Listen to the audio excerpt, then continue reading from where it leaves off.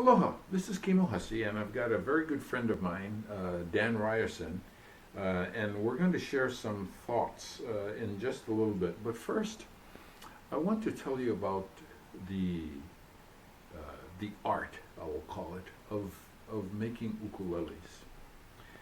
Dan is an ukulele maker, and I personally have a lot of appreciation for the Luthiers who make our instruments.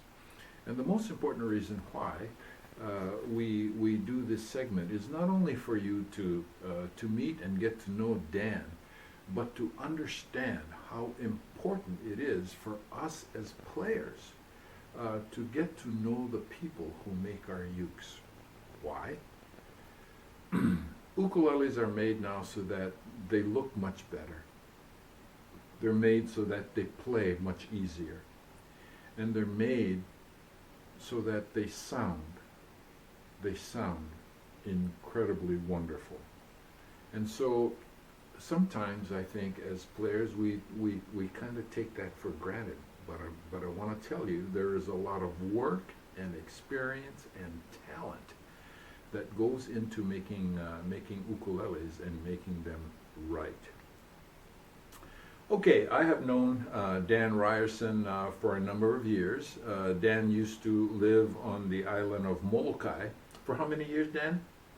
Almost 13, yeah. 13 years, and it was at an ukulele exhibition that I got to meet Dan because he had brought one of his ukuleles to display there, and I picked it up and played it, loved it, and got to know Dan, and that was a friendship that started way long time ago and continues to today.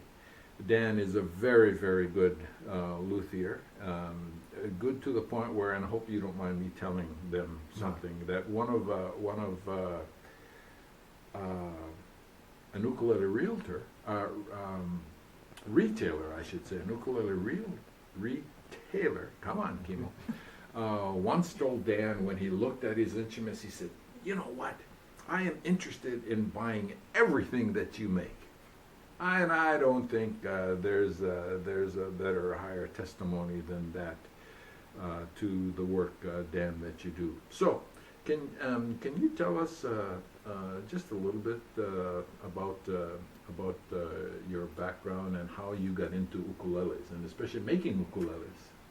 Well, I started, it'd be about 21 or 22 years ago, and I was making classical guitars and flamenco guitars when I lived in on the mainland. And then actually it was 1998, and I moved to Molokai.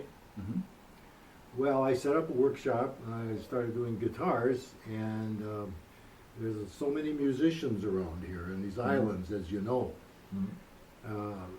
Pretty soon guys started coming to me saying, hey, we work on instruments, can you fix this ukulele? I said, well, yeah, and I started looking at these cute little things, and pretty soon I think, well, yeah, I can make these, and once you start down that path, you find that that's where everybody's going these days. The ukuleles all over the world, as you pointed out so many times. And so now I'm making ukuleles mostly for the last 10 or 11 years. Yeah. It's something that you enjoy doing, yes? Absolutely, because one of the first things you realize as a builder is that this is some serious lutherie. Ukulele is not just a cute little toy, and it is a challenge to a builder because of that small box to get the sound and the playability. Right. And it is something that requires a lot of attention. And then, of course, out here, the big advantage is learning from guys like you that play them. You can't just take a guitar and shrink it and make it an ukulele. Right. It's got to have a sound and a feel that the ukulele players like. And that's not something you get from day one, but, thanks to guys like you, I think I'm absorbing that. Right. In 2007 was the first year that I started working with Dan and inviting him to come to workshops, ukulele workshops that I do. And the reason why I invited Dan was I thought it was important for ukulele players to know a little bit about ukes and how they're made. That workshop was on Molokai. It was the first one at the Hui, and it went over very well because what Dan did that first time is he brought some tops and showed people how to tap, tap, tap, tap, tap, tap, and listen to that. And as a result of that, our friendship grew, and we've also been in contact a lot with regard to ukuleles, because one of the things I personally like to do is to provide input from the player standpoint to people that I know who make instruments. And over those years, it's been wonderful for me to see and experience how Dan has improved in your craft. So a while back, I don't remember when Dan said that he was going to be moving from Molokai to South Dakota. Yep. In order to be closer to family. And Dan has already made that move, and what I want you to do now is tell the people how that move has gone and what has developed with regard to your ukulele making activity since you moved to South Dakota. Well, okay, in the first place, I transported basically every tool and a whole lot of Hawaiian wood with me. Good for you. And I guess I'm going to have to come up with a new label. It doesn't say Kaunakakai Hawaii anymore, but just for truth in advertising. But basically, I'm doing the same thing in the same way, and continue to come out here for not only my supplies, but to get in on every ukulele event I can. You know, the ukulele guild shows and the ukulele picnic and the Sakuma festival, and you know, just so I can schmooze with the guys who really matter to tell me what they like and want in ukuleles. And lo and behold, I have found where I am now in Sioux Falls, South Dakota, there are Luthiers there. Mm-hmm. And they're, in fact, some violin guitar makers, and I have got them interested in ukuleles. And I think Great. you're going to see them put in an appearance at some of these next shows.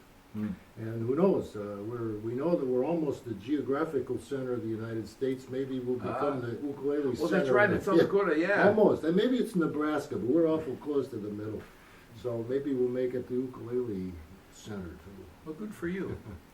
One of the most important things we can do is to tell you how to contact Dan, because what we would love to come out of the videos that we do, and especially a session like this, is to get you connected to people, to ukulele people, and to people beyond myself as a player or instructor, and just get to know and interface with people who make ukuleles, because that interface should not be just whether or not you'd like to have one of Dan's ukes, by the way you do, and but more importantly, the interface in exchanging information in a way that that we help each other grow in our craft is extremely important. So you have, can you tell us about the brand